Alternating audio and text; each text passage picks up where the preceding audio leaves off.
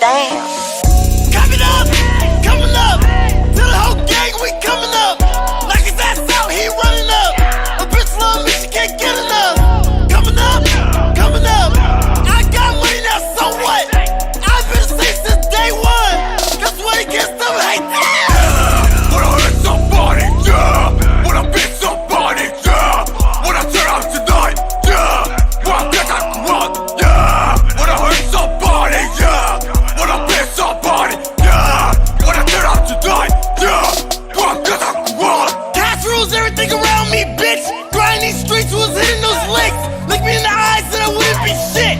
Wanted me to die, but I said no way. Rock the boat, baby. Ow! I'm about to go crazy. Wow! Don't even try to play.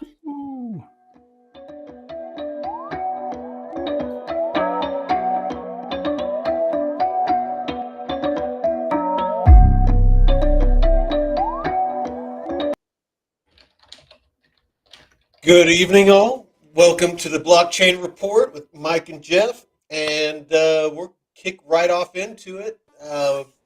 Going to be talking about real world tokenization, real world asset tokenization, and pros, cons, and what it's going to do to the financial industry and many other industries. How you doing, brother? Doing great. Man, we were so close. We were so close to 100K. Man, you could just taste it. It was. I was sitting there just like, okay, I need to go to bed soon. Will it hit? No. Okay. And then the next day, it was just right there, man, like $400 or $500 away. And then now we're at what, 94? 95. I actually saw a couple posts that supposedly on Coinbase that it dipped above for a minute.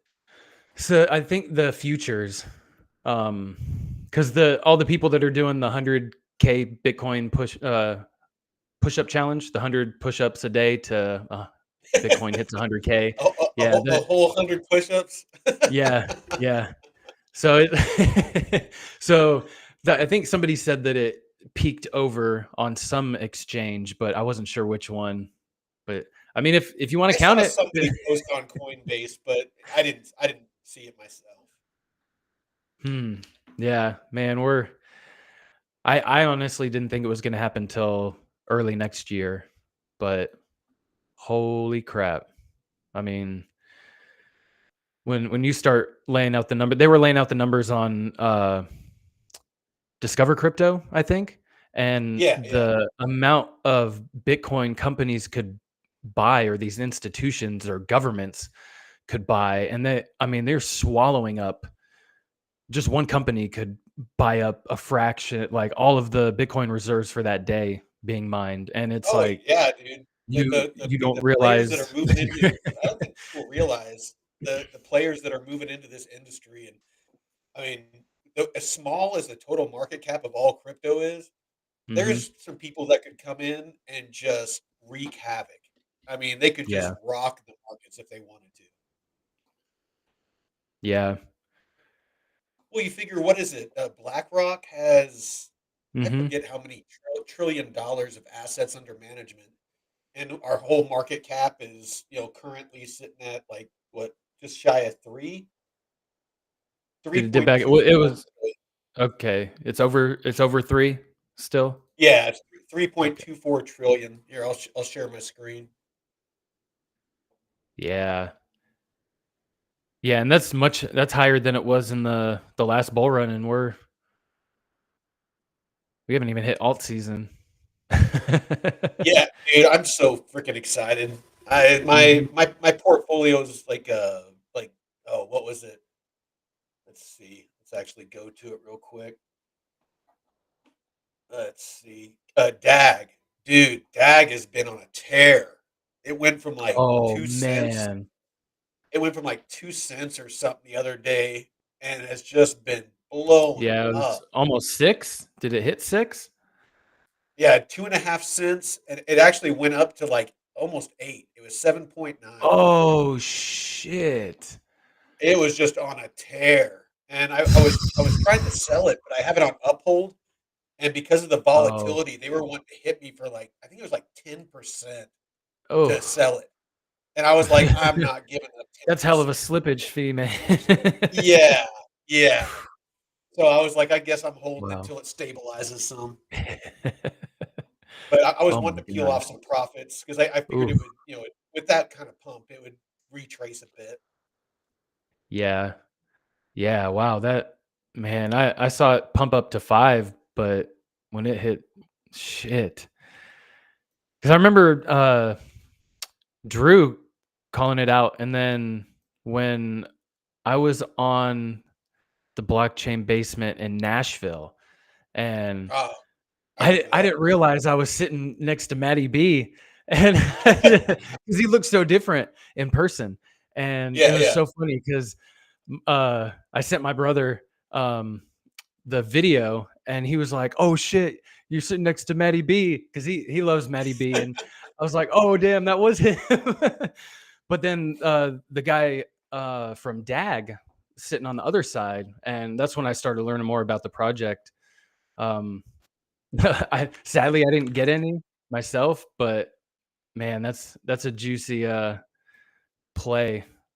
I mean, they have I actually no farm. I forget the guy's name. I got turned on to Dag by Drew, and what is his name? I'm wanting to say that he works with Dag directly, or I mean he's Dagnum PI. Dagnum PI, Um, yeah. I was chatting with him for a while, and he was telling me some stuff that just sounded really sexy. And so, yeah, I aped in after I did some research. That's my version of aping is doing a minimal research. But no, I what was it? I think it was about 5 grand that I put in, and Mm, I'm sitting just shy of like 15 grand right now nice. on DAG, and I'd love to get with as low as a market cap that it is. I mean, it's still just over 300. As far as ranking in market cap, what is it? Yeah, 298. It's sitting at 298. That's it, million?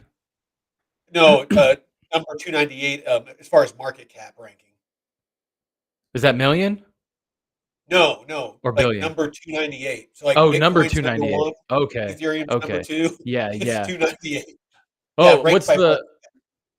um what is their market cap actually? So the market cap is 196 million, but the fully diluted Okay. market cap is 253 million. Okay. So yeah, there's only Oh, 3 yeah. billion DAG total. That will ever be But created or the in I circulation? no, the max supply is 3.71 billion. And Okay. so yeah, like I said, I'm pretty excited about it. I'm hoping that there'll be some DeFi opportunities as some other projects that I'm watching evolve because I know Flare. Their whole Mhm. stick is that they allow protocols that don't have smart contracts to have smart contracts. So basically, be able to wrap them and wrap them with Flare and be able to use DeFi and stuff. So it's another one that I hold. But yeah, I'm definitely excited about holding some of these assets long term, which kind of brings us into our topic, the RWAs and tokenization, because it's NFTs. A lot of people when they think of NFTs, they just think cartoon monkeys. They think in games, they earn a weapon or something like that. And people talk about in a huge use case.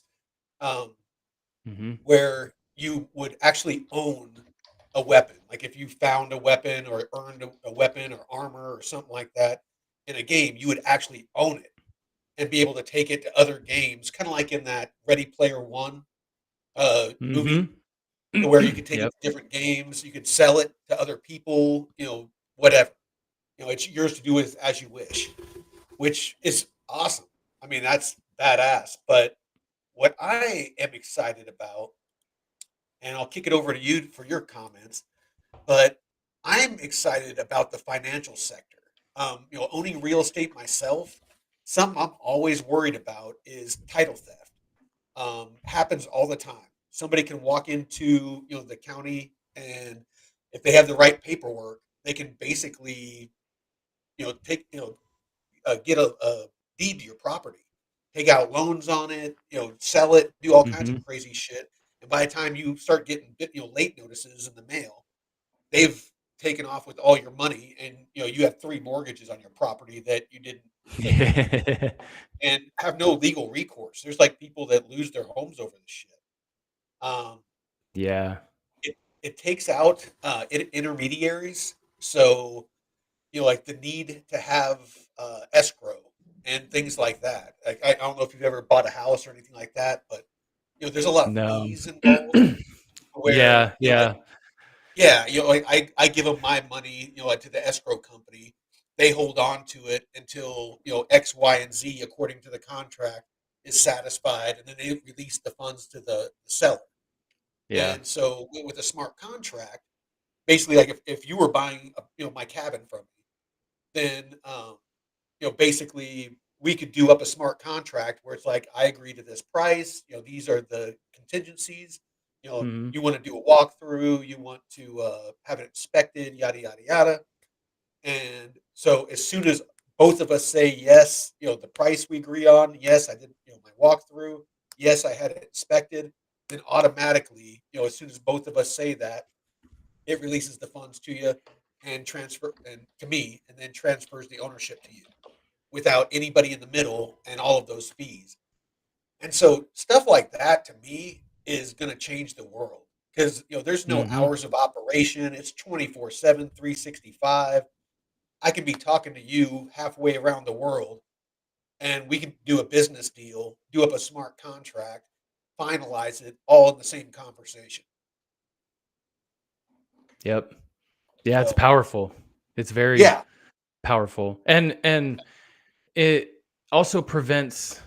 I mean, in some cases, I guess with an EMP, you could lose everything, and then everybody would be fucked. But in you know regular normal life, you have these papers, these documents that could be burned up, or somebody could take them and say, "Oh no, you don't own that property anymore." Shred it up, and this way, it's verified on chain that you own this, and you can verify that it's yours. And you just need a it, secure server and a Faraday cage. yeah, Hey, yeah, real yeah. quick, let's do a shout out to Oh yeah. all the guys in the chat. We got Deadwood, Oh, we got Ducey.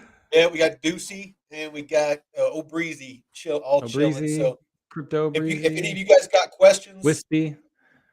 yeah, definitely let us know. By far, I'm not an expert. Jeff might be, but I'm not.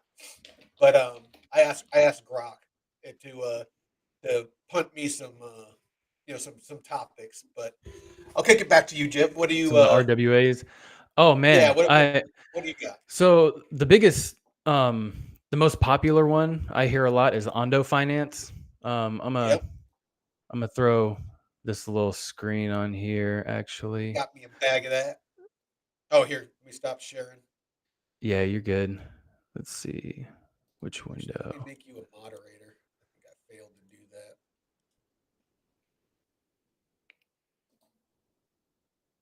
There we go. Boom. Yeah, no, I got a nice bag of Hondo. I'm hoping they do big things. Yeah. Yeah, and I don't know a lot extensively about them, but I know they're one of the at the forefront, involved with BlackRock, right? Yep. Um, yeah, heavily backed. Pantera Capital, Coinbase. So it's not just some Yeah, fly by project night. chill. Yeah.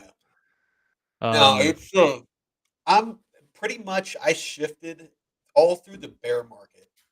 I held all the ISO 20022 coins, all the ones that are oh pumping yeah. right now. I kind of wish I would have held on to them a little bit longer, but I got rid of XRP, XLM.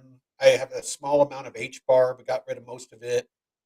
I Mhm. dumped everything into Arrow, Ondo, um, what else?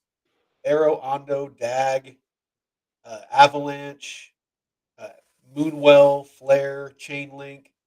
I kind of restructured my bags right before everything started taking off, and I'm really glad I did because I think they're going to pay off a lot more than Mm-hmm. those blue chips. Yeah. You know what I'm saying? The relics. Well, and Yeah. it's just they already have such a huge market cap. It's like, yeah, you'll probably see like a Yeah. 5x or a 6x, but I'm really hunting that 10x plus. That's Yeah. that's that's what I want. But you were You saying, want, you sorry. see the juice. You see the juice that's there, man. Hey, You gotta. darker the berry, the sweeter the juice. Yeah. Yeah, and I mean, So look, yeah, here yes, they're tokenized plans for assets, with banking and institutions. I mean, that's, I know XRP had their thing, but stuff like this is just going to be incredible. I mean, cross-border payments and stuff in an instant. You're not waiting 3 to 5 days for yeah, payments to settle, and also, like you said, the smart contracts. You dial up smart contracts that can conduct these executions when certain tasks are met, and then you've removed a whole middleman that takes up so much of the fees, and you can redistribute those as rewards for the protocol or back to the company. And it's Well, pretty awesome. one thing that we haven't mentioned is fractional ownership. So you could Yeah. actually buy a piece of property, and as a way to, like, say, I wanted to, buy 20 acres of just bare property, and I wanted to sell off, like a fraction of it, so that I had the money to develop it, to run power to it, do septic, basically, prep, like 1 acre lots, so that I Hmm. could sell them off for a profit. I could technically sell off a percentage of it, like 49%. So I own 51, and basically everyone would be a silent partner that bought in, but they would have rights to a certain percentage of the profits. Once it's sold off, I could do a smart contract saying, Hmm. um, other than cost, the initial cost of the property, and any cost to develop it. When the plots are sold, they get X amount percentage, The and royalties off of that. Yeah. yeah, or that, like if Yeah. it's if it's a rental property, if you Oh wanted to yeah. buy a rental Yeah. property, you could say, hey, I own this property, I'm going to start renting it out. You can buy for $20,000. You can buy a 5% share, and you get Hmm. 5%, forever, until you sell it off, or Yeah. or I buy it or whatever. But yeah, you get 5% a month forever for a 20%, a $20,000 investment. So there's a lot of really Yeah. cool things that you can do, um, with Giving giving you tokenization the with real power world back, assets. man. Yeah, giving you It the really power. is. No, it really is. It takes it away from the banks and Hmm. allows us to do a lot of the things that they used to do. So, Yeah. Yeah, because like how much do art, they make off of the money that they borrow from you? That's ultimately, like, Saturday, my aunt and uncle, who are in their mid 70s, came up for lunch, and I talk to them about crypto sometimes and try and explain it to them the best way I can. But after lunch, I came back here and kind of walked them through like crypto wallets and stuff, and how to get crypto on Coinbase, and I was showing them the um, velodrome or aerodrome liquidity pools. And yeah, yeah. so I was explaining to them, you're pretty much the bank at this point. You're lending your money out on this protocol, getting a certain return from the fees generated. And it's, what do you think the bank is making off of your money? And, Oh, you don't get they're but lending a it out fraction of a multiple percent. times. Yeah, you're Well, getting a fraction of for a every percent. dollar that you put in there, they're lending it out 8, 9 times. And yeah, and Hmm. each of those, they're making 8%, 10%, whatever the going rate Yeah. is right now, off each of them. And yeah, giving you, like you said, a fraction of a percent, 0.01 or 0.05% of, Oh, yeah. for using your money. Yeah. So It's- and they're scared of Coinbase and everyone having 5-6% returns on stables a year. They're like, Well, oh hell you no, we're notice. shutting this down. Well, you notice, they fought it forever, but have you noticed that there's some banks out there that are actually starting to offer 5%, 6% interest Ah. for keeping your money in the bank. So it's like now all of a sudden they're like, oh shit, we we better figure this shit out quick. Gonna be like Blockbuster. Oh, no, for real. No, that's actually a really good analogy. Because the digitization and Yeah. streaming services, it Yeah. destroyed Blockbuster and even Redbox. Like when Oh you go to yeah. the store. Yeah, I mean, you can stream anything. If you have an internet connection and a fucking smart TV, which is pretty much Yep. every TV these days. It was like overnight, freaking Blockbuster was gone. But so yeah, Got the grok. yeah. I always ask Grok when I use it a ton for The research. grok analysis. Time for the grok analysis. Yeah, Grok analysis. Let's see. So it talks about transparency and security. So blockchain ensures a transparent and immutable record. Basically, immutable means that it's you can rely on it. It's accurate. It's not messed with. Of ownership and transactions, reducing fraud and errors. Smart contracts can automate many aspects of asset management, including compliance. That's something we haven't talked about. So, different Hmm. jurisdictions, different states, different counties, different countries, they all have different laws. So, ensuring that a smart contract is compliant for, the area that you live in. I mean, they could make it to where if you do a smart contract and the property is within a certain county or state, that one of the items that has to be satisfied is the taxes have to be removed from the money before it's paid out to the seller. So Hmm. that could be automated as well. To where the realtor, if there's a realtor, they get their 3% or 6% or whatever. Yeah. All of these things could be automated. So I mean, technically, a realtor could build and execute the smart contract for either the buyer or the seller, their realtor. They could draft it up themselves Oh yeah. without using That might be title a, company. a requirement. That they might want to add that to their training. The bar exam or something. Because if they do, well, when they start implementing these real world tokenization, you'll still need that in-person realtor to facilitate like the showing and describing the home. And I think that's a valuable part of the whole experience is the person selling you on the home that living there. And I think that's kind of hard to do with a robot, but you do need the smart contract and everything to facilitate um in the background, so Oh, that check this out. they might. I wonder if they will have some sort of training for that.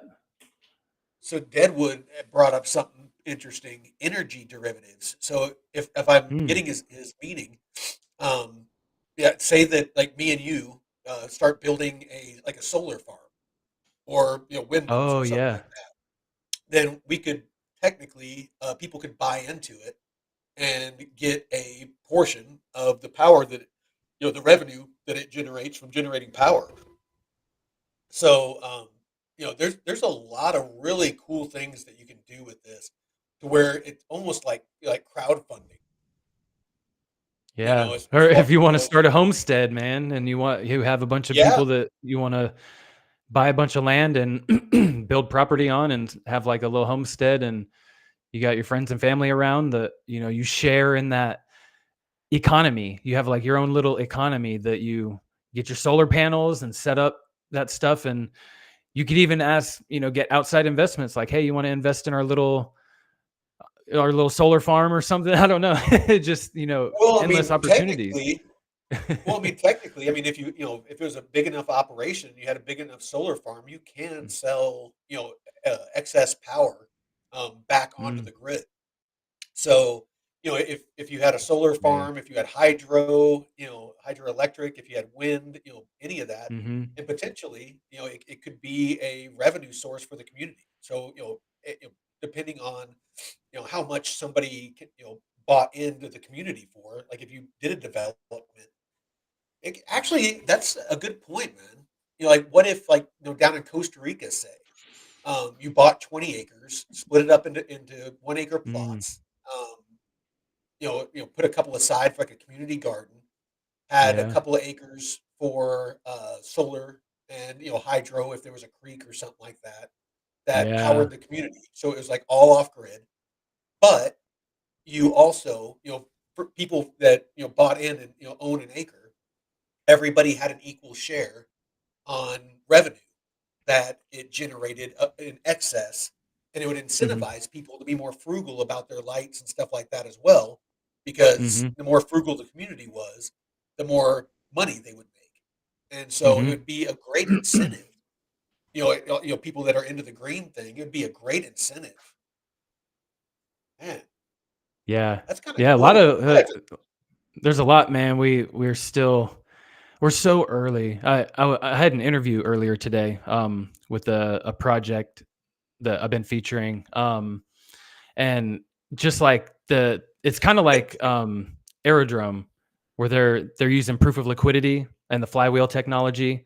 Um, yeah, and but they're doing it in a way that they use what's called they're a data availability layer, where you use your proof of liquidity as sort of like a validator to secure the network.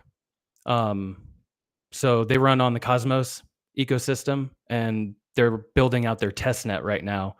Um, East so Madam.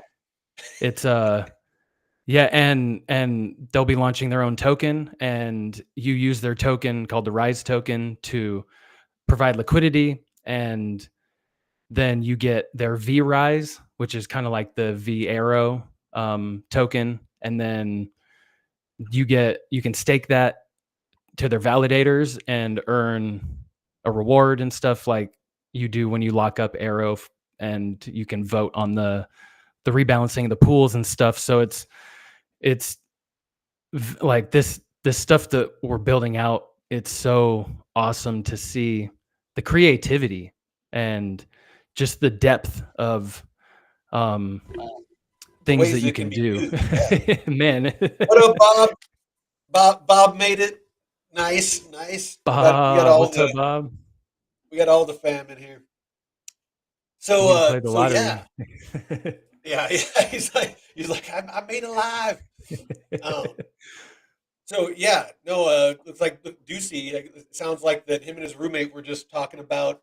I'm guessing the community use case that you were Mm, talking about that you brought up.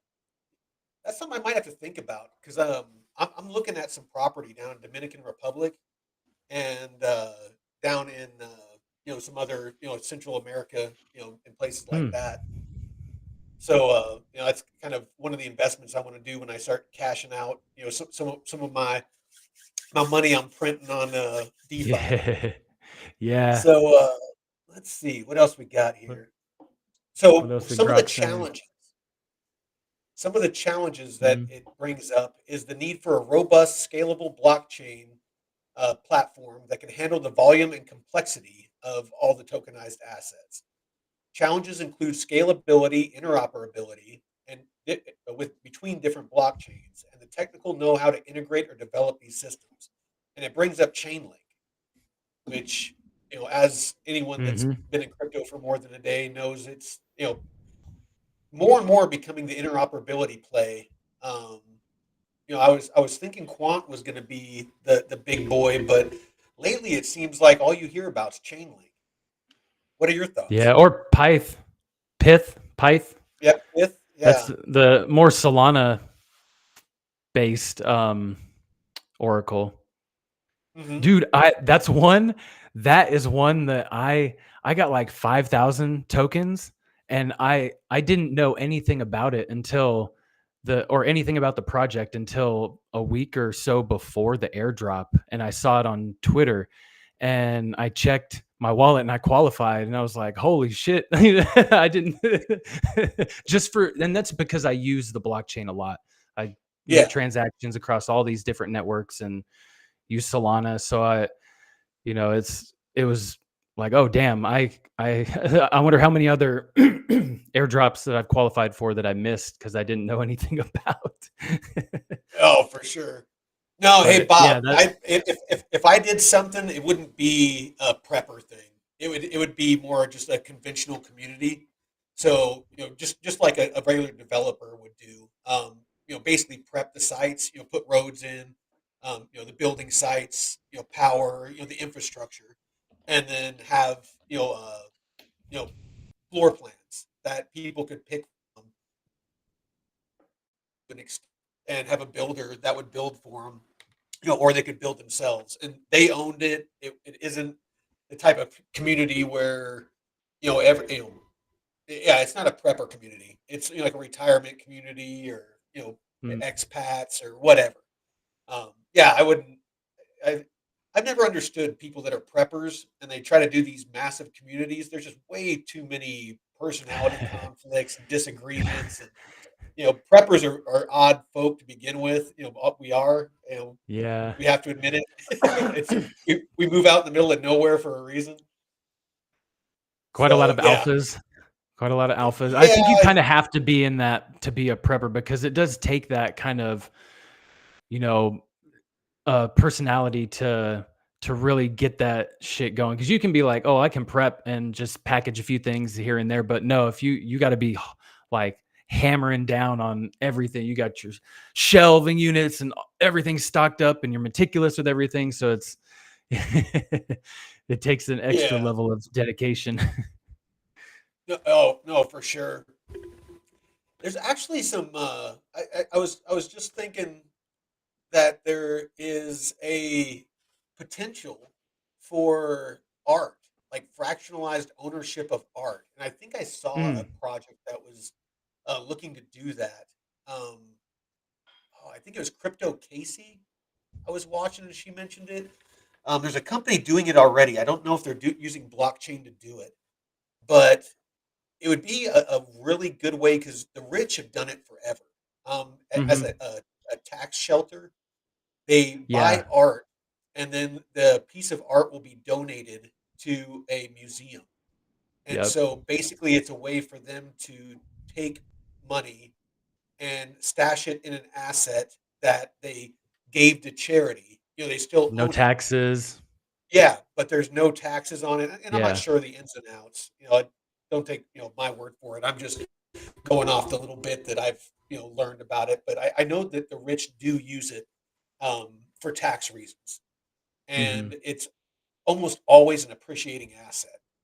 There's not too many pieces of art that go down in value, unless they're damaged or something like Yeah. that. But um, so And I yeah, think that's I mean the it's reason is because I've heard that they do overpay just yes, because they know that they're going to get that value back by not having to pay taxes, and they can get around all this other stuff by doing these maneuvering, like donating to this place or putting it in a certain place that, yeah, there's all kinds of weird tax um, workarounds for that.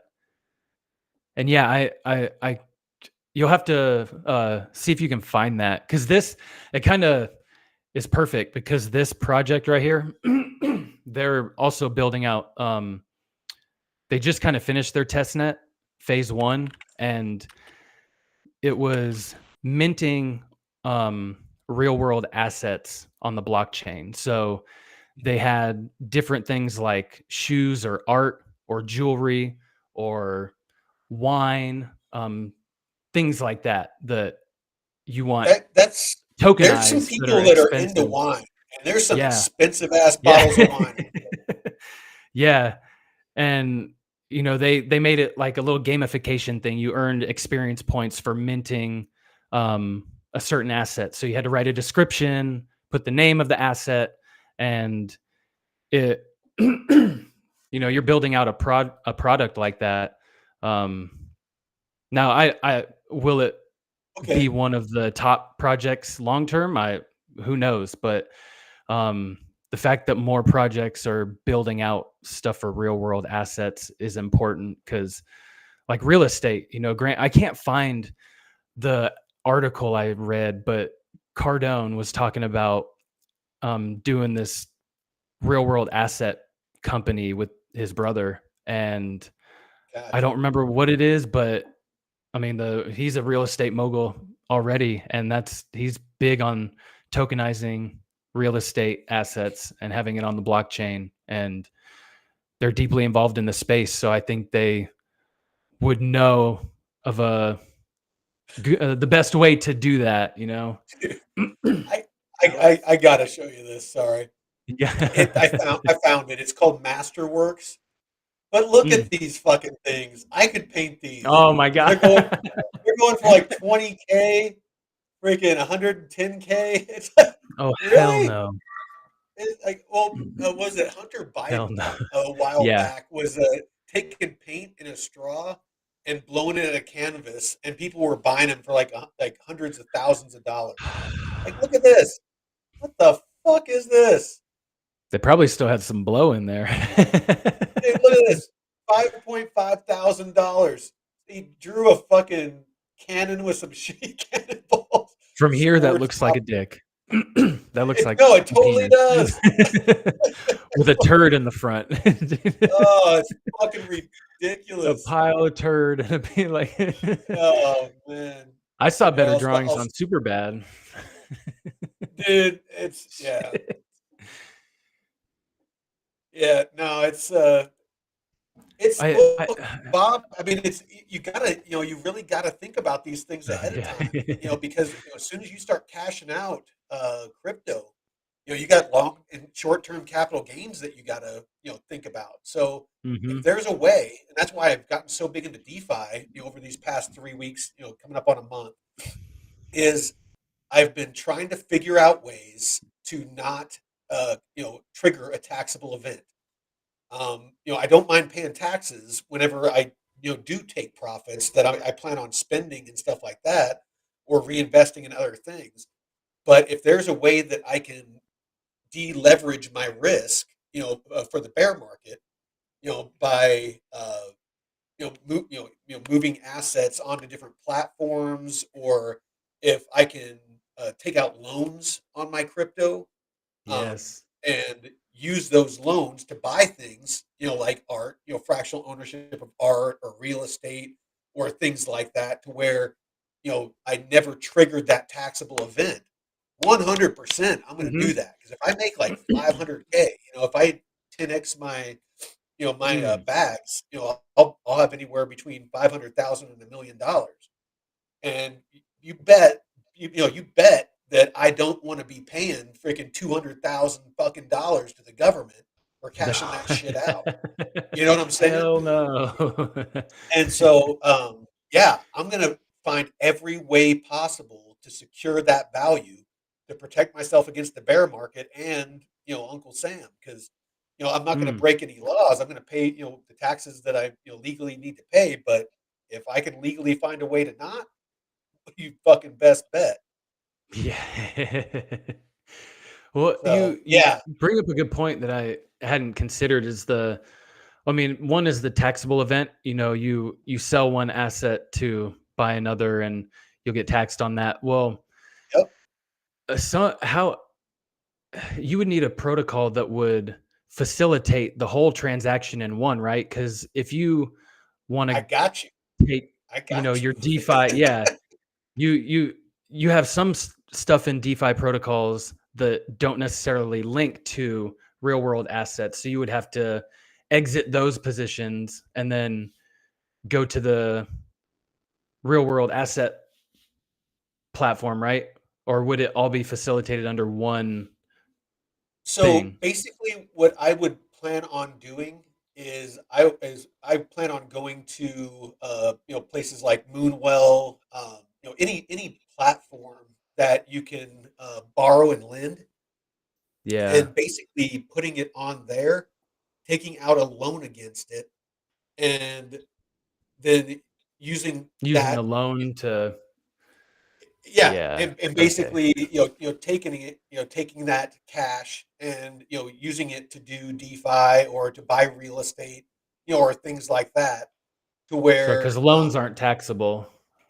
exactly, Yeah, exactly, that's how, man. That's how Elon and all these billionaires don't pay taxes. dude, They take loans out on their assets, and people are they like, "You don't live pay on debt. taxes." Like when you, yeah, you live. They they never touch principal. Yeah, It's like a rich person rule is you are constantly living on debt. Um, for that reason, is it's not fucking taxable. It's actually a yeah. tax write-off. The interest is a tax write-off. Oh, yeah. Yep. Interest on loans is a tax write-off. So, yeah, I mean, I'm not an expert. This is my disclaimer. I'm not an accountant. I'm not a tax attorney, but these are all things that I've learned and I've talked to people that are much smarter than I am, and those are the people that I'm going to be. My brother Taylor, being one of them, Hmm. that I'm going to be asking a lot of advice from, to make sure that I execute properly. Was it? Because what does he Ed, do in the finances? Oh, well, he's just smart as shit. He's a Okay. lawyer, but Yeah. he's an estate planner. Uh, So okay. he does like wills and trusts and things like Yeah. that. And then of course he's very well off, so he understands how to do all those things. And then he has friends that are tax attorneys and things like that that he uses. And then Jeff, that's on the Sunday show, he's an Hmm. actual financial advisor and whatnot. So I know some experts that I 100% am going to be sitting down with before I execute the plan that I've laid out. I got a rough plan based off my conversations with them, but um, Hmm. yeah. A But plan sorry, nonetheless. we got a little bit of a rabbit trail. We're supposed to be talking about RWAs.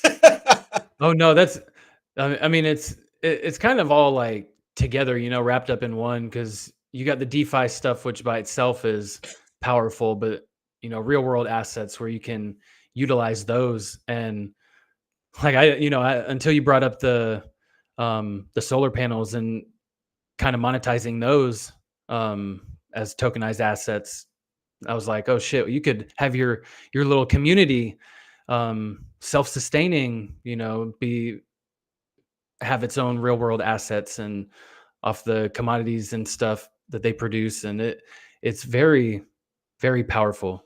Food that you can take. Yeah. And that's why I liked VeChain early on, because of what they were aiming to do, especially in the automotive markets, with tracking everything from Oh manufacturing yeah. No, to you can do product car sale. And titles.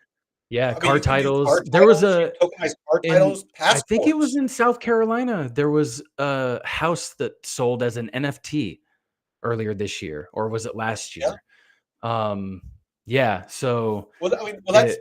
basically what it is. That's Yep. basically what tokenization is. It's an NFT. You're creating an Hmm. NFT. Whenever I do DeFi, like here, actually, I'll show you real quick. Um, Yeah. Whenever I execute Yeah. a smart contract to do DeFi, hold on. Oh, okay, I know where I need to look.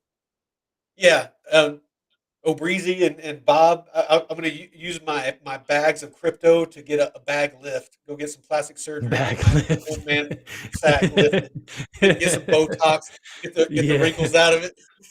Get the ball talks. Yeah, yeah, Botox. Yeah, get Get the Botox. ball talks. All right, let's see. Oh, Let's go here, looking plump. and we'll bring up my Coinbase wallet, and I'll show you the transactions and what it looks like. Hey, yeah, Bob. There's chaos all around in this market and industry, and Yes. here to make some money along the way. And man, I'd rather be in this space than traditional finance, because I was in the stock market for a long time and worked for companies that were public. So that I don't know. I want to be in the cutting edge of this industry, and seeing how early we are is just fuck, man. This is where I want to be. Let's see. All right, here you go. Here, I'll share my screen. So yeah. See, you can right here. You got smart contract executed. You got minted. So like whenever I staked some well on Moonwell, it minted an NFT, and Yep. you can go down right here, received NFT. So whenever I sent 10 whenever I put 10,000 USDT into one of the DeFi plays, it minted an NFT right here. Whenever I got out of a position on Aerodrome, it sold that NFT. And you can So it's transfer that too yeah. in the meantime. Like if you needed to send it to like if your wallet gets compromised and you have that NFT and you can send it to another wallet, there's one use case. Or if you make This a right smart here is contract with somebody. this is an aggregator. It's called VFAT that I'm Oh, doing that's some the one that you were research talking on. about. Yeah, and so basically it automates like whenever you're at a range, it automates the rebalancing and automates taking Shit. rewards. So you can actually choose what rewards that you want to get, but I'm getting off track. But this right here, if I connect my wallet at the top, I can actually transfer it over here. I can basically deposit the NFT. So actually, I'll just do it. Yeah, because it's real world assets, man. And that's not just like what we were talking about last week with the NFTs, not just being a profile picture that is some silly thing. I mean, this stuff is actual So real world you use can case. see these are my aerodrome positions. So Mm-hmm. I can migrate it. And if I migrate it's basically taking the NFT from aerodrome and inserting it onto VFAT so that it has the permissions to do all of these automations. Get my So meaning? VFAT, is that a separate is that a separate project or is that under the Yes. It's okay. VFAT.io. And so, and the cool thing about it too is one of the ass pains about Aerodrome is whenever you're entering a liquidity pool, is figuring out how much of each of the pairs you need. So, like the USDC and the ETH, is the one that I'm always doing. Um, Mm-hmm. and so it's hard to figure out like if you have 10 grand, how much of one or other do you need? Because depending on your this position here, this plus and minus, like right here is where the current price is, and you can do Yeah. like plus minus, and basically this is Yeah. your range where you're profitable. And so depending on that is how much of each asset you need. And so it's kind of a pain in the ass. So on this, I can actually just come in here and say, if I have a bunch of wrapped ETH, I can just say I want to use a chunk of wrapped ETH. You can say the amount, and it will automatically execute and sell however much you need to do whatever it is that you have programmed in here for Mm. your width, your plus and Yeah. minus, for your range. And so it just automates a lot of the process. I'm just waiting until I have a larger amount because everything that I've been being told is you want to have more than $2,000 in a position. Otherwise, you're going to get eaten up by the auto rebalancing. If it's really Oh, volatile and it has to rebalance yeah. a lot, the Yeah. fees will eat up your profits. So Especially the wide anyway, range. Like if you have the wide range, that'll be more, well, because no, you're wide range is better. oh, really? The So rebalance isn't oh yeah, no, because the narrow your rebalance wider is more range drastic. means That's that it can right. be more Yeah. volatile. I actually spread mine out. I was doing narrow, and I was making like between 600 and 1,000 APR on my positions. I actually widened it out a bit. And I'm only making like 300 or 400 now. But I mean, but that's still like 40% or 30% monthly. Yeah. Um, When if you're not nothing, eating up the nothing to scoff at. fees, the fees take up Yeah.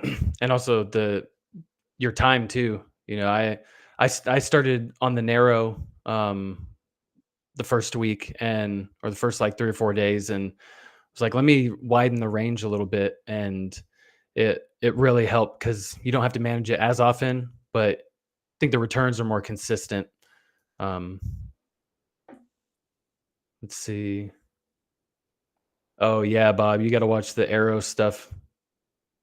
He dropped Yeah, some knowledge bombs. it turned out better than I thought it would. I'm still learning.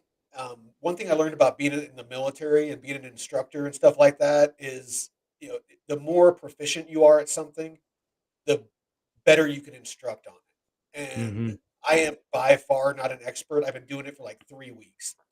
So I've been giving myself a crash course, feeding myself through a fire hose. And yeah, but I've actually learned quite a bit, enough to be dangerous. But I've so far off of my 10 grand investment. Here, actually, I'll share this real quick since we're on a rabbit trail. And that's like what I did with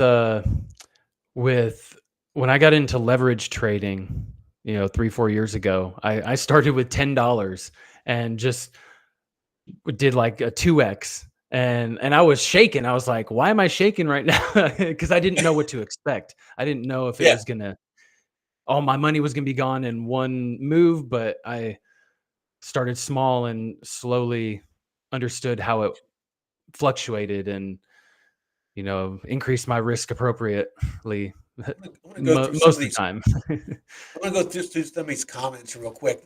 The guys are Oh asking some yeah. really good questions. Um, Forgot my helmet. Window looking looking wild. Ammo shouldn't take profits on Arrow. You don't have to have Arrow to use Aerodrome. I'm using USDC and wrapped ETH, and that's what I found to hmm be the most profitable.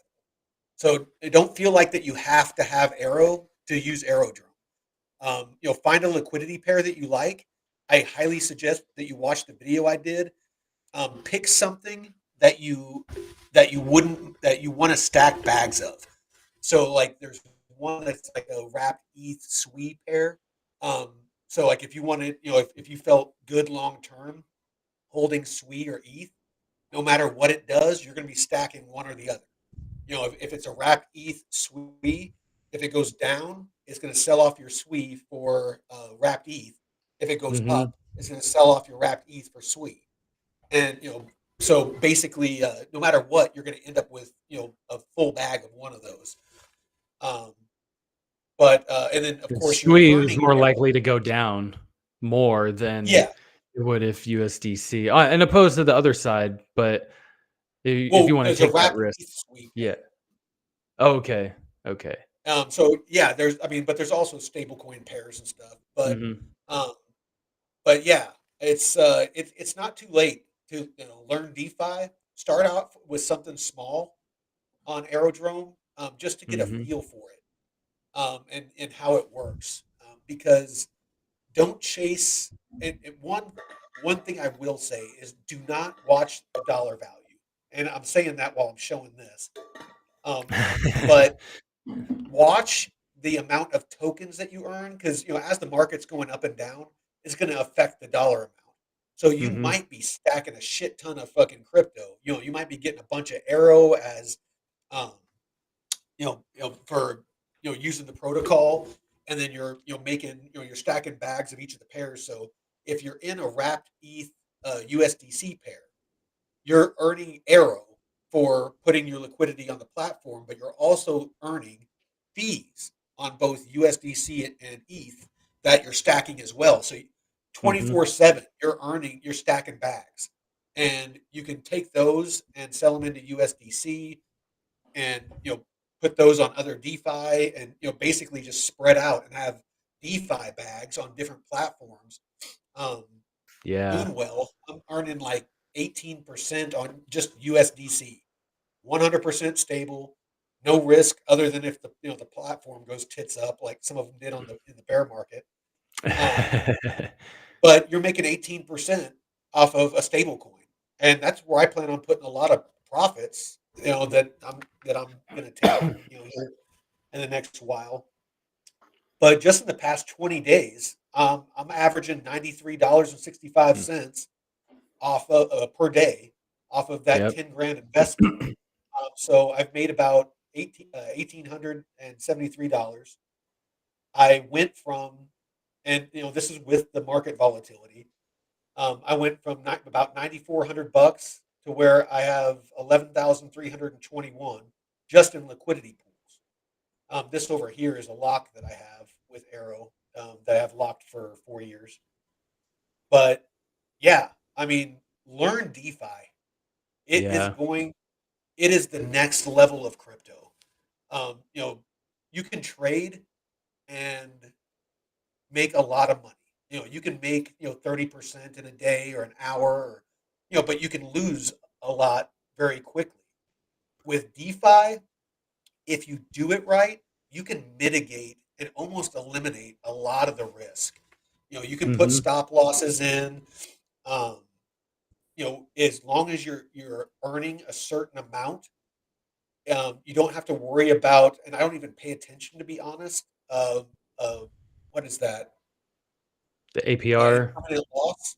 Oh, the I permanent don't loss. even worry Yeah. about impermanent loss because um, if I sat down and thought about it, and as long as you're earning more, then well here. So this is my Yeah. count. If you're making more than you're burning, especially Yeah. So in other assets too. You're not just burning like USDC or ETH. Um, like this right here is I my initial that I put in was 4,000. If I would have mhm. held it, I would have lost money. I would have gotten 3,990. So I would have lost like what 20, $30. The current value without rewards, because it was dollar cost averaging the pairs as it was going up and down. It I lost lost $2 past that, but the Uh, rewards I earned was $22, and so that brings me up to 410. So the impermanent loss was $2, but my total gain after my rewards is $20. is it 20 And that was bucks? just I did this like about an hour after I put it in. I had made like Uh, $20, even though technically I had lost money because of impermanent loss. yeah, I'll take Plus, that. I'll take well, that. plus you're earning crypto, and Yeah, so it's not a you're not stable, not just locking in. stable. Yeah, you're not locking that Mhm. in because I'm stacking Arrow. I've Yeah, have a couple $1,000 worth of Arrow that I've earned that I'm sticking off to the side that I'm waiting for Arrow to just take off, and I'm going to start selling that off because it's free money. All that Arrow is just money that was given to me for providing liquidity, and so I'm going to as I sell that off, I'm going to put that USDC and stick it and yep. make 18% off of it, and just sit back and wait and do DeFi plays and buy new projects and stuff like that. Take advantage of the bull run. And July, August of next year, I plan on being 80% out of the market. I'm not taking any chances. I'm not going to try Yeah. to time the top. None of that Yeah. shit. The 4-year cycle's still playing out, we gotta respect it. Um, Until it proves different. Yeah. yeah. Yeah, Yeah. and man, this is, you kinda brought up a a great thing, like, managing your assets and stuff and having you you could almost, set up your own financial company and you be your own, financial regulating body, I guess. Like setting up a trust and stuff, because I know a lot of people with LLCs will set up a trust that they can kind of pay themselves through. Um, That's a way to get around taxes too. yeah, but having a way, like maybe setting up a DAO that kind of does all this stuff. I think man, it's really powerful. Like the DeFi and the real world assets combine. Um, what do you think is going to come? What else do you think is going to come with this? What other use cases Have you Oh, thought with the about? RWAs. Yeah. So, honestly, RWAs, it's. I think we're just starting to scratch the surface. Between tokenized, gold, art, real estate, Hmm. um, smart contracts. What else? Passports, tokenized identity. Yeah. So, Identity. on your phone, you could have an NFT that Mm. shows who you are. Um, that you just scan like a QR code or something like that. That you when you're going through customs and stuff Yeah. like that, and you just scan it, and it just gives a green light or the gate opens or I mean they could technically automate it. Um, and then of course, if Hmm. you're wanted for something, they could have like a robotic arm come out and grab you and pick you up and dump you into a cage or something. Yeah. But Yep. no, there's a lot of things that they could do.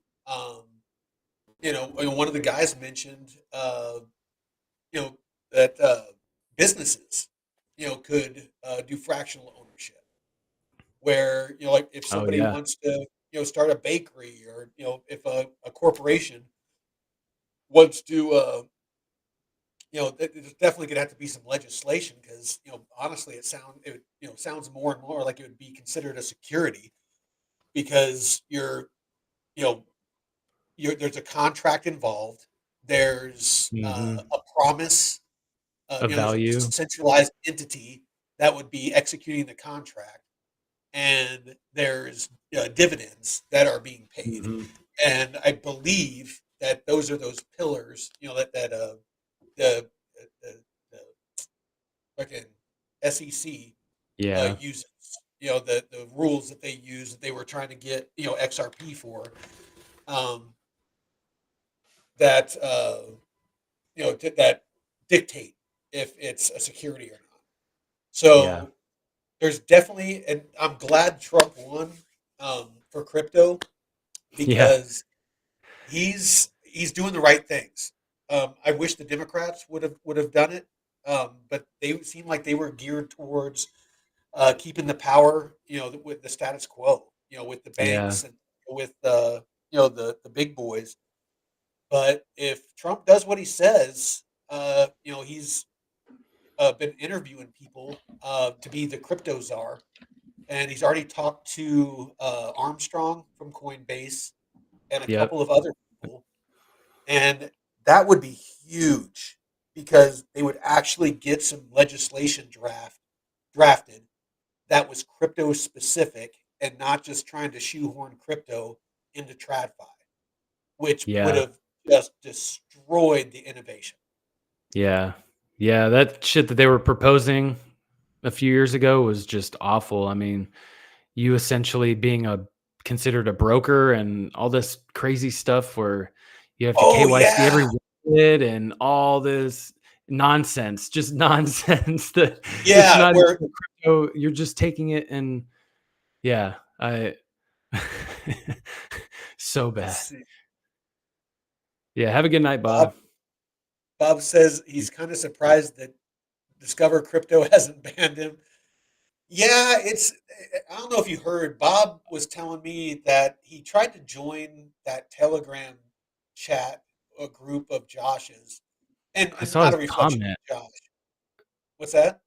I saw his comment, but what happened? He he was telling me like a week or two ago. He tried to join that Telegram group and the CoinW thing to because Josh does some really good picks. I mean, Yeah. he's playing with huge amounts of money, but when he's live, he's jumping in on these longs and shorts, and and a lot of times in the little Telegram group, he gives some alpha, and people are making some good returns on his on the his plays, following his plays. And I actually tried to join, but I stopped when I was trying to join, and it was just giving me a hard time about getting certified unless I signed up for CoinW, and I didn't want to sign up for another platform, so I stopped. But I guess somebody showed up in there, and their name was Josh, but lowercase J, is what Bob was saying, and Oh, he ended up sending like some USDT or something like that to the guy, and I didn't get the whole story, but basically he got scammed. Fuck, And man. so Bob's been trying to like warn other people, hey, if you join it, don't don't be sending crypto to anybody. Yeah. Yeah. And I mean, it happens. People are sick, man. I Yeah, I've when my wallet got hacked and stuff, I put out a video talking about what went down and everything, and just trying to uh, give people a warning so they don't make the same mistakes. And at least it was only 2,700, not 90,000. Like, oh man, yeah, my stepbrother, his grandpa, he lives in Germany, and he's in his 80s, and I guess over the past 6 months or so, he got kind of scammed out of a lot of money. And it was some crypto thing that, my brother was telling him, like, hey, grandpa, are you sure? Like, this doesn't sound legit. He's like, yeah, it's okay. And like several $100,000 of his money. And he's 80 years old, 80 something years old. That's money that he's basically needs for the rest of his life. And you I have these people that I are will fucking never sick, send man. anybody crypto. I don't care if they say they're the fucking pope. Um, Yeah. I, I'm God, paranoid. man. I actually like even when I connect, like I mean, I use a VPN for everything, but I also go through like anytime I actually connect my wallet to a website. I made it a habit that I go and I not just hit disconnect, but I actually go into my wallet and actually, do a hard disconnect because like in the background that like you can hit Mhm. disconnect on the website, it's still Yep. connected. So I'll actually Yeah. go into my wallet and actually disconnect it from there as well, Yeah. just to ensure that because then if there's an exploit, they don't have access to my wallet. Yeah.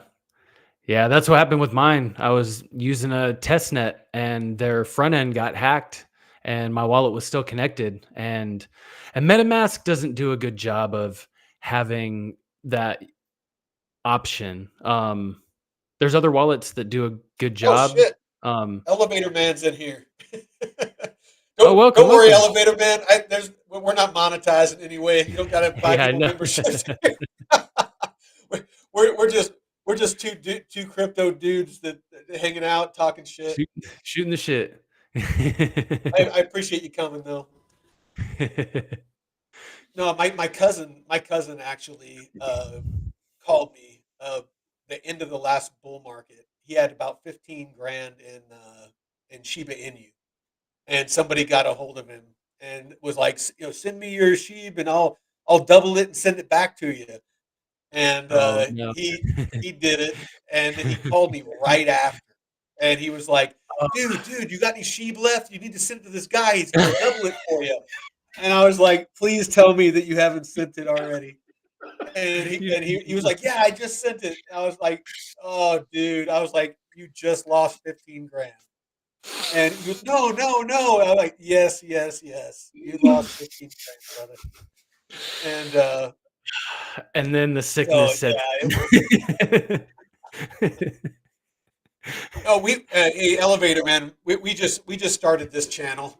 This is like the bullshit and bourbon channel that I do on Sundays, and it's mostly just for fun, man. It's Yeah. me and my brother and one of his buddies down in Texas, and one of my military buddies, and we just drink, smoke cigars, and talk shit. And then me and Jeff started chatting and decided to start doing a regular Monday night where we just do the same thing, just bullshit, talk about crypto. This one we're talking about RWAs and kind of the Mhm. way that we see them coming out, being used, use cases, and how they're going to change the financial industry and real estate and art and God only knows what else. Yeah. Being able to bring you all, you know, a lot of updated information and stuff in the space that's not just news specific, but kind of topics on like DeFi and RWAs and airdrops and all the different facets of crypto that don't really get talked about, because I know a lot of streams, they'll either just cover the trading, technical analysis, or just crypto news, and not enough focus on the projects developing in the space and how to utilize them too. Like you bring in the, I've used DeFi a lot and liquidity pools and stuff, but the way you were talking about using it and showing the positions and stuff, and I was like, okay, let me see how I can use it. And I've been able to, I think I've got like 40 arrow in the past week. Like $800 Yeah. investment, just kind of managing.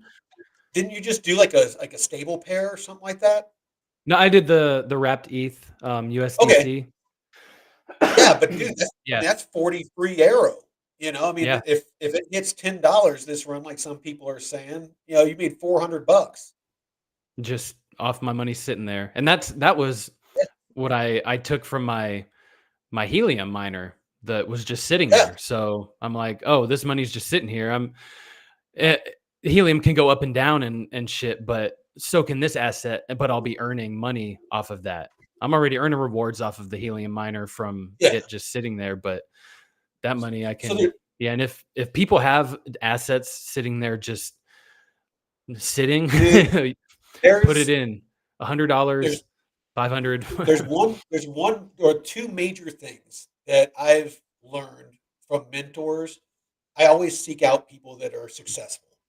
It's because if you can basically, leapfrog past, a bunch of mistakes that they made Hmm. and just, learn the dialed in methods that they are currently using, you're gonna just fast track your success. And two things: compounding interest is a fucking game changer. It's like I think it's like Benjamin Franklin or something Yeah. even talked about it. But if you can do compounded interest, and what that means is like you're in DeFi and you're earning, every 5 minutes, I'll just say 5 minutes, you're earning, X amount of dollars. And that's rolling back in to, the liquidity that you're offering. So if you have Hmm. $1,000 and you say make $10, now you have $1,010. And then another 5 minutes, $1,020, $1,030, $1,040. And you're earning interest off that increasing amount. Hmm. So, over time, you're going to end up where you doubled your money and you're earning interest off of that, more and more and more. So instead of making $10 every 5 minutes, maybe after an hour or two, you're making $11 and then $12 and then $13. And it just starts ticking up and it's working Hmm. for you 24/7. I highly, highly suggest anybody that watches this learn DeFi. It will change your life. It's slow and steady wins the race. If use a portion of your bag if you want to trade and stuff like that. But to be honest, you can lose your money as fast, and you're probably going to lose your money. At least in my experience, that's what I was doing. For every win that I had like 5 losses. It's like I just kept losing money, and so I finally found DeFi, and it's numbers Hmm. and logic. It's not trying to time the market. It's not trying to Yeah. decide is it going to go up and or down. It's not like this gambling game. It's you can make this much APY. These are the fees. Is it profitable or is it not? If it's This is the profitable, strategy that you use. There's a yeah, strategy and not just a flyby. Like, and I know trading plans have their place, but you're not trying to, like you said, pick or time. In a sense, you do pick and time because you have to set the range, but that's just you're picking a range and letting it sit there until you need to adjust it. And even then, you're not like having to sweat every minute whether or not your position's gonna be liquidated. well, and honestly, when you first get started, set a really wide range. You're not going to Yeah, make as much, but yeah. you're going to stay in range, and so you're going to be making money. Mhm. Um, that's what I would suggest, and even start out with a stable pair, a USDC USDT pair, Yeah. where they're not going to fluctuate. You're only going to be making like 15% or something like that. but it will get your toe wet. You can check out DeFi, you can see how it works. You can get used to the swap. You can and then you can take a couple $100 and maybe try something a little more volatile, and track it, see how it works for you. You can use that VFAT that I showed you, Oh and yeah, it will actually. can you share the link for that? Yeah, yeah. Here, I'll actually. And this is a great thing to consider too with the compounding interest. So when people were buying Bitcoin on, let's say you dollar cost average every week, a certain amount on Bitcoin all through the bear market, and whether it goes up or down, you're just every week dollar cost average. You can use that during the bear market to just have your stuff, even from the peak of the bull run. Let's say you start taking profits and putting that into DeFi. Even if you did a wrapped ETH USDC pair, you would still be making money off that on the way down. You'd have to rebalance every so often, but you wouldn't, the fees and stuff that you would make off, or the rewards you would make off the fees generated would all through the bear market, that accumulation would, the next bull run, you would be fat. You would be sitting so fat. It would be ridiculous. I typed it into the chat. It's just vfat.io. VFAT. You sitting very fat. Your Foxtrot Alpha Tango India Oscar. So, let's go. So yeah, I mean, it's if you can learn DeFi, it's going to help you quite a bit. If you come up with a good strategy ahead of time, when you start to take profits, it's going to help you learn about NFTs, tokenization. It's going to help you learn about smart contracts, because that's all it's using. That's what makes DeFi possible, is smart contracts. But yeah, learning how to use these tools to automate making you money. I mean, dude, you can, with this automated, once you have your system dialed in, you can be sitting on a beach surfing, drinking a cocktail, smoking a joint, and freaking, freaking making money 24/7. You can be sleeping, you can be doing whatever the hell you want. You can be doing woodwork. You can be working in a garden, whatever, and you're making freaking money. I'm making, $100 a day. I'm making 1%, return on investment a day, doing nothing except putting liquidity onto a platform. Yeah, and it blows a lot of people's minds when you tell them that, just because they're not used to that high of a return. And you got to think, well, that's when you ask them, how much is the bank making off of your money? How much of a percentage? So in that case, it's not really that far out there. When you think about it. Yeah, if you're seeing stuff that's like 30,000% interest and stuff. Yeah, that's not. Yeah, steer clear. But, and watch the video that I did. Some of the criteria I look at is, I look for a high TVL. I look for, total value locked. I look for, some good volume, because that's how you earn your fees, is based off the volume. Yes. Obviously, a legitimate platform, like Aerodrome. I love Aerodrome just because, Coinbase and BlackRock are both heavily invested in it. Just there's ways to deleverage risk, as far as doing this. And then, but if you look at how much people are paying to borrow money to trade and to do stuff like that, because some of these people are paying like 20-30% to take out a loan to trade. So it's not too far-fetched, to give somebody 1% if they're charging 20%. You know what I mean? Yeah. Wow, this is powerful. This is great, to the rebalancing thing. Yeah, this is like another tool that you don't know about, and then it's like, oh yeah, there's this other thing that can help support what you're already trying to do. And I'll do another video like after I learn this and have something that I can confidently share. I'll do a video on it, but I don't want to pretend like I know what I'm doing with it. Hmm. Um, I've messed with it a little bit, but I haven't used the automations yet.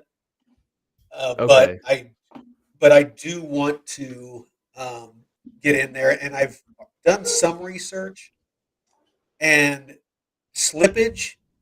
It suggested that you use a 0.25% for the Okay. slippage, just so you don't get eaten up. Yeah. Whenever you're rebalancing and stuff like that, because losing 0.5% when you're making 1% a day, if you're Yeah. losing 0.5%, you just lost um, potentially half of your earnings. So you definitely want to make sure that you're getting the lowest slippage possible, and it's still able to Yeah. execute. Because with a high volatility, with a 0.25, it might not execute.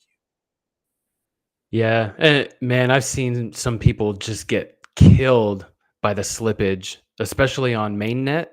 Like people that went to go swap a token like hundreds of thousands of dollars to basically pennies because their slippage was set so high. And sometimes it's automatic, on certain tokens, you might have to set a 10 to 20% slippage. That's more like, meme coin style um tokens, but you always want to make sure any swaps that you do, the slippage isn't crazy. But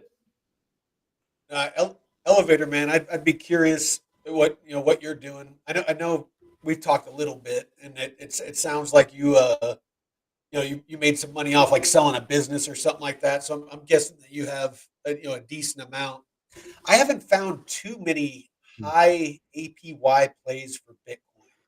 About the best one that I found was on Aerodrome. Here, let's actually. the Coinbase Bitcoin pair. Yeah, it was I wanted to say it was a wrapped ETH. Let's see. Yeah, here it is. It's a wrapped ETH, Coinbase wrapped Bitcoin, and the APR on it is actually 214%.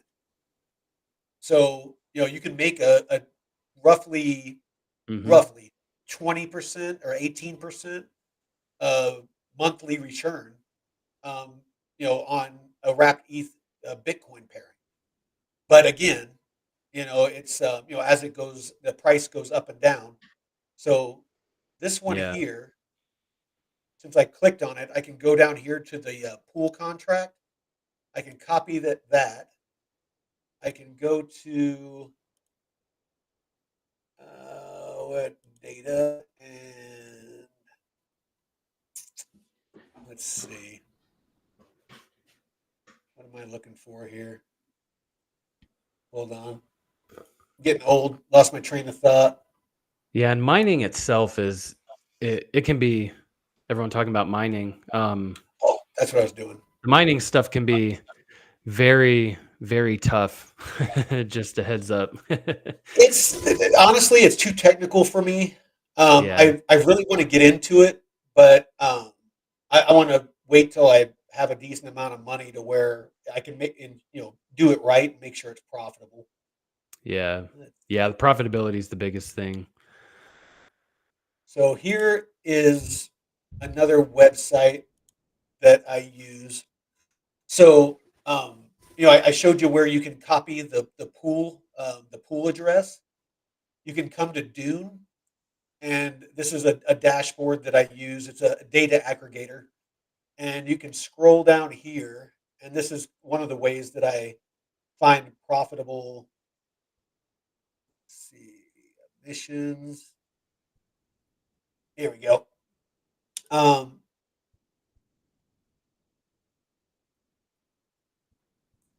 this is how I find profitable pools to invest in. So this one shows the yield is increasing nicely. So here's the epochs. So an epoch is a week on Aerodrome. It usually Mm, ends on Wednesday evenings, and so each one of these is a week. You can see the emissions value and the APR has been increasing nicely. So if the mhm. trend is that the yield is increasing and and the emissions are increasing and the emissions value, that's a good pool. And then you can also look at this. So the way that the fees are the way that they decide if how they're distributed on Aerodrome is votes. And so if you lock Aero, then you get VE Aero and you can vote. And so this here shows how many votes this pool is getting. So you can see, as this is the latest epoch, and this is a couple months ago. You can see it went from 1.4% of the total votes to 6.3. So it went from getting 10 million votes to 47 million votes. And so it's getting more and more of the fees. It went from getting sixty Yeah. thousand dollars worth of the fees to 500,000. So you can see that off of $100,000 worth of Arrow, it went from $34 to $100. So if it's trending up, then it would be a good pool to enter for the next epoch. And I go through all this on my long form video that I did the other day. Mhm. But this is part of a very small part of the research I do to decide if a pool is profitable. And you have to do your research into these pools to ensure that the that you're not going to lose more than you make. Because of Yeah. the fees of getting in and out and doing the Yeah. And swaps and permanent all the loss and yes. So there's a lot to it. Make sure that you do plenty of research, and if you have any questions, by all means, reach out to yeah, I think that's what got me to feel more comfortable about jumping in these pools because the impermanent loss, you're not really sure about.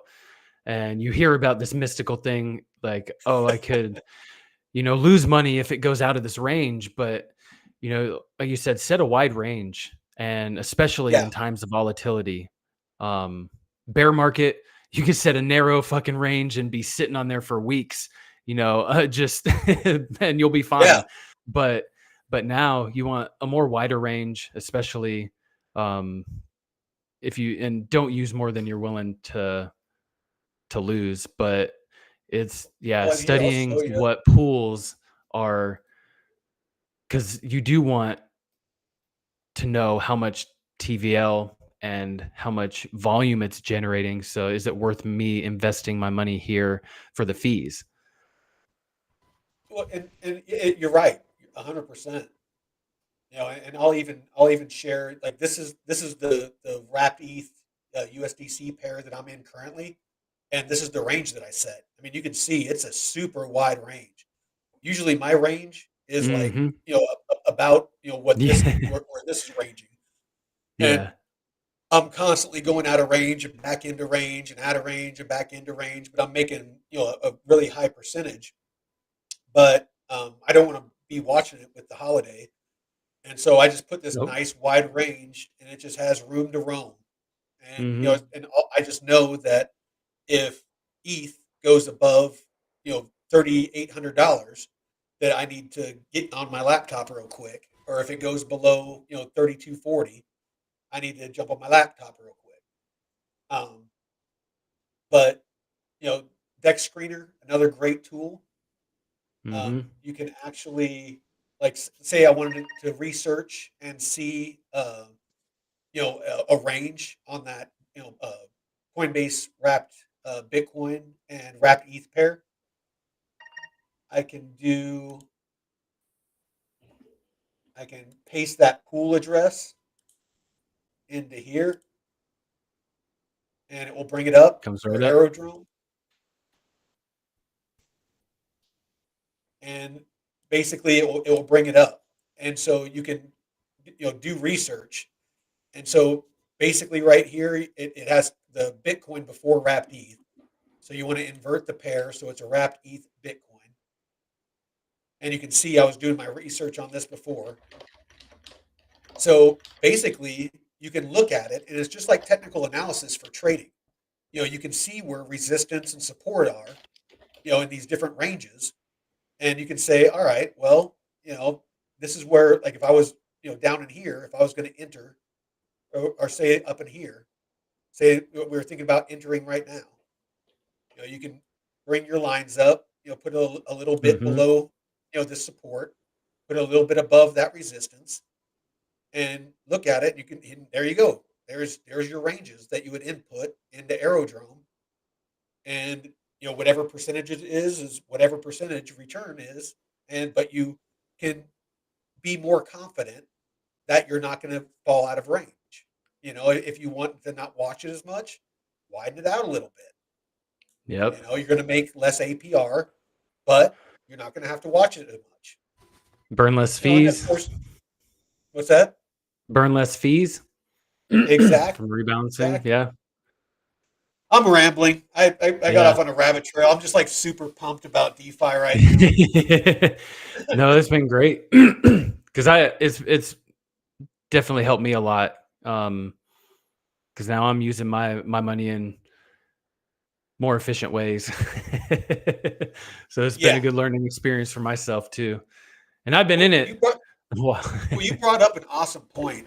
If you got money, or value that's sitting stagnant, that was the second thing that I learned from the well-off people that I've talked to, is they do not have stagnant money. mhm. Every dollar they have, they're either borrowing against it. It's invested in something that's an appreciating asset. It's invested in anything that makes more money. It's if Mm. you have dollars sitting dormant, you are losing money. What they say, cash poor, crypto heavy. Yep. That's Dude, lean, man. I got just enough cash in my bank account to pay my bills, and not That's a dollar more. Yep. If crypto disappeared tomorrow, if I didn't have my military retirement, I'd be screwed. Oh, oh man. Yeah, I think a lot of us would. But and that's one thing I've learned from people who are super successful or who have built wealth over time, is that if you can do it once, you can do it again. And if you fall on your face, and if you're willing to learn and put in the work that it took the first time, it might be easier the second time. If you lose everything once or twice or three times, Mhm. it might get easier. But if you're willing to put in the same work and not let it stop you or end your pursuit, you can get back up, put in the work, and fucking get back to it. But yeah, and that was one thing I didn't want that wallet hack to keep me from doing, is like that was a good chunk, but I wasn't gonna let it stop me from, because what am I gonna do? Just crawl in a hole and fucking, oh, that man took all my crypto and I'm not gonna go in the space anymore. No, like it's Dude, this is it's so much I bigger mean, than one little thing. It happens in traditional finance, and you just you have to be you learned a prepared. valuable lesson. Yeah. You learned a valuable lesson, and you're not Hmm. going to do that again. And you're, and so now you have that under that knowledge and that experience under your belt, dude. For Hmm. every self-made millionaire or billionaire, they have a million. They have more ways they lost money and failed Yeah. than they have that where they were successful. Yeah. And you know, like I don't know, like Donald Trump, he's had more failed businesses than successful ones. Hmm. Like Howard Hughes, dude failed all over the place, but when he was successful, he was fucking hugely successful. It's you constantly just have to fucking be ferocious and be willing to take the hits and climb back on the horse and just keep at it. And that's what separates people that stay poor and people that get rich, is determination. Hmm. Is constantly learning, constantly evolving, failing, dusting yourself off. You know, deleverage risk as much as possible, Yeah. Don't be stupid, about it, but start small. Yeah. Yeah, not more than what you're willing to risk. Oh, we got it locked up. Think he froze. Add a little bit. If it's if you're working, add a little bit more. It's like just incrementally. Get like getting in cold water. You don't want to go balls deep. Right off the bat. It's feet there. Ooh. Nope. Work up the calves. Maybe splash some Yeah. water first. Yeah. Acclimate, You'll be acclimate a little screwing bit. yourself at that point. Yeah, yeah. So anyway, Oh, yeah. man. Yeah, elevator man, we're sending you a lot of love, man. That's a tough thing to go through. Hopefully the crypto will pump those bags and bring you some happier days. What did he say? I got the money for a company. She lied and Oh, said she was sick, but really she scroll was up a little using hormone bit.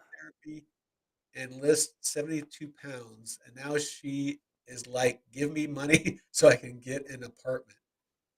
What is he talking about? Um, where's it at? Yeah, wife's going through midlife crisis, I guess, and bouncing on him. He's got 5 kids. How old are your kids, man? That's crazy. Yeah, I'll be honest, man. I do not That's do well married. I've been yeah. married, and I make it about My seven dad had years. 6 wives. You were married I 7 I, years? I was married for 7 years, and Oh shit. yeah, it's just I don't know what it is. It's just I have a rule now that I will only date somebody if they're as successful or more successful than me, Oh, and nice. Yeah. because the I'm not a religious guy, but the scriptures talk about being equally yoked, and so like Mhm. emotionally, financially.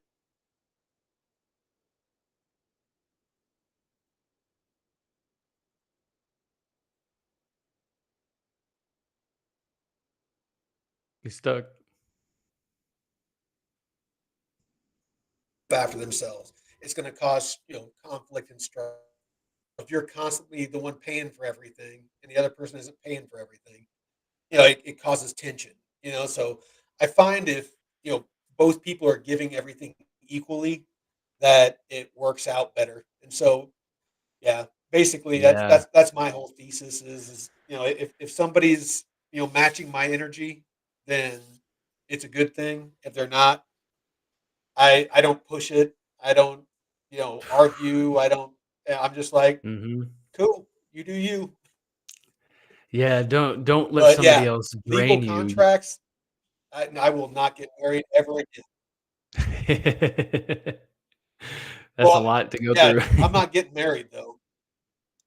Getting locked to somebody legally, that is just that's not happening for me again. Yeah.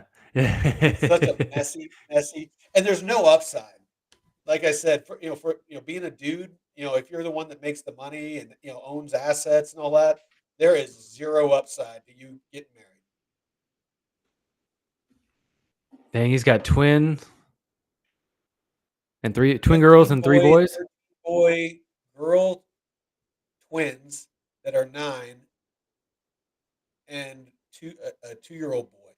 Man, you need to get your tubes You tied, got the man, or you range, get yeah. your nutties clipped. Woo. You're like you're like Elon Musk. You're like repopulating the Yeah. earth. Yeah, how old are you? I hope you're not, like, in your 50s with, all those kids, man. No, man. Props Shoot. to you, elevator man. Yeah. I personally never had kids. It didn't mesh well with the job I did in the military. But um, yeah, it's one thing. I in a way, I kind of wonder what it would have been like to have kids. But at this point in my life, I'm 50. It's like I'm good. It, Yeah. I'm not going to be having the next Einstein or anything like that. The world's not going to you know miss my genetic material.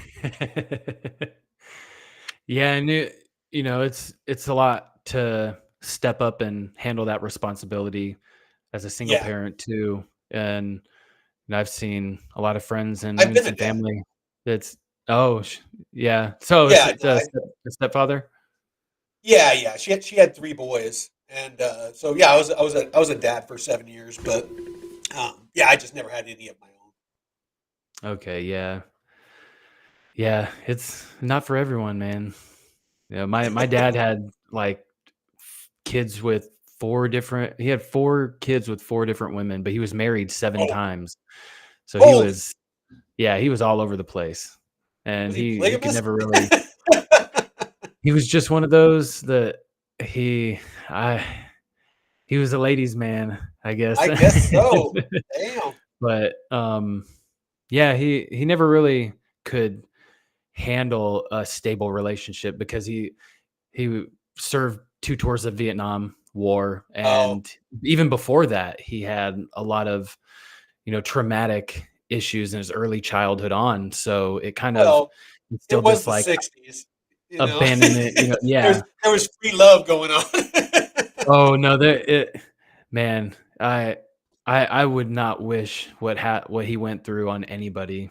The death of a sibling due to an accident and other, neglectful things that you just hate to see somebody go through. And then he goes to war, and having all that compound, he was never really able to sit in a stable relationship for a long time. He Yeah, always needed to be on his own and stuff. But, seeing that, it's I can understand how difficult it can be for a lot of people to even fucking raise a kid and with that kind of mindset, and yeah, you can't even take care of yourself. But my stepdad was one who stepped up and raised me as his own, so I'm always grateful for him to have done that. But for you to take on all that with just keep pushing, man, just keep pushing. all and right. and and the kids, man, if they're great like you said they are, they'll make it a lot easier on you. Hopefully that No, they won't absolutely. hold any resentment and stuff, but just, yeah, do right Well, by here, them. elevator man, let's do this before I forget. We'll make elevator man a moderator in here too. I like all the Yeah. OGs. Let's see. There we go. Elevator man's a moderator now. It's really cool getting to see all you guys in the chat too, because I've been following these different channels for so long that building my own.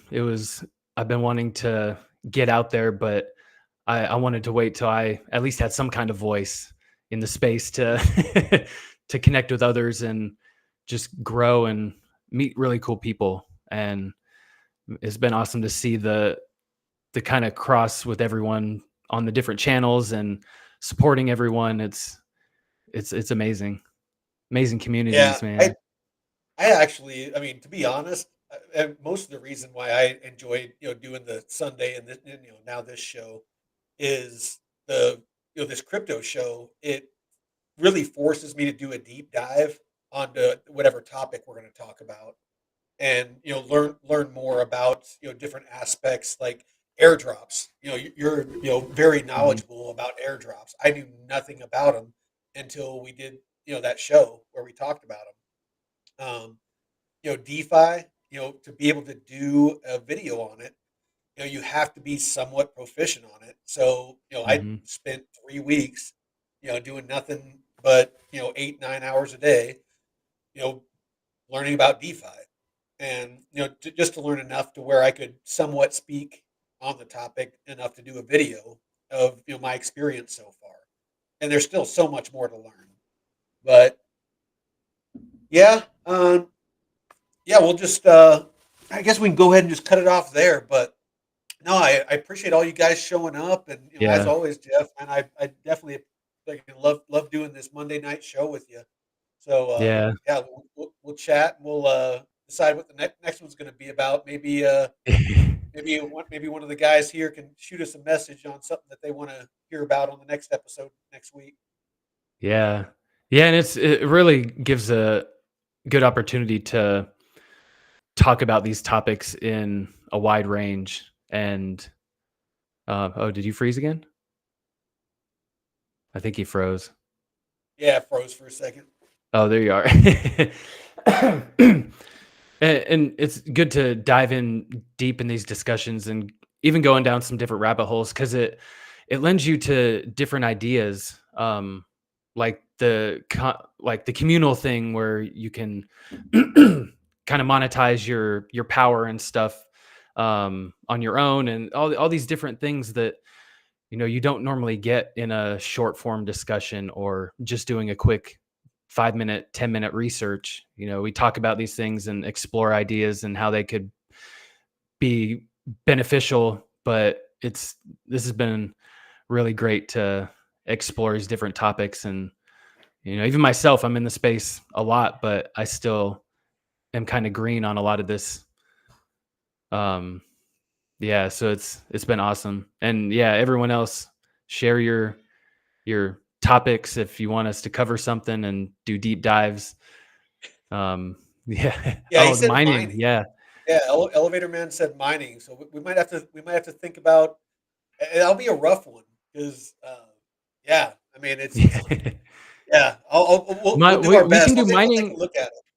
Mining and staking, because there is ways, like on the Cosmos ecosystem, you're staking to validate the network, to help secure and validate the network. Well, don't give up the alpha. Don't give up the alpha. Yeah. Save it for next week.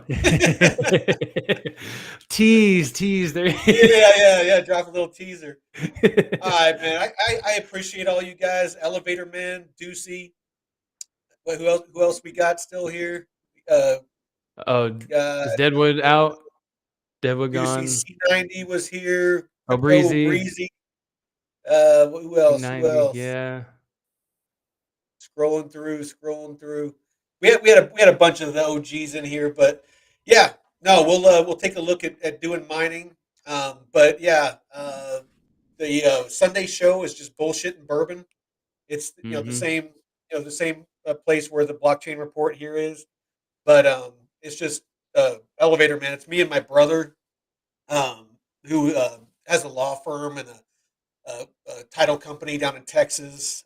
Another guy, Jeff, a buddy of his, that's a financial advisor, and then an old military buddy of mine, Gary, down in Utah, that I've known for a couple decades. We all just get together and smoke cigars, drink whiskey or scotch or whatever, and just bullshit, laugh and joke, make fun of each other, that kind of thing. So yeah, it's a really good time. You should join us. But yeah, that was a fun one. Let's let's try this. Let's go out with our little music thing. Have a good night, all. Have a good night, everyone.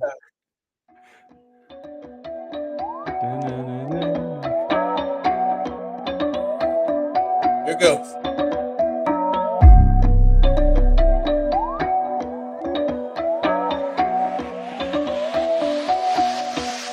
Damn.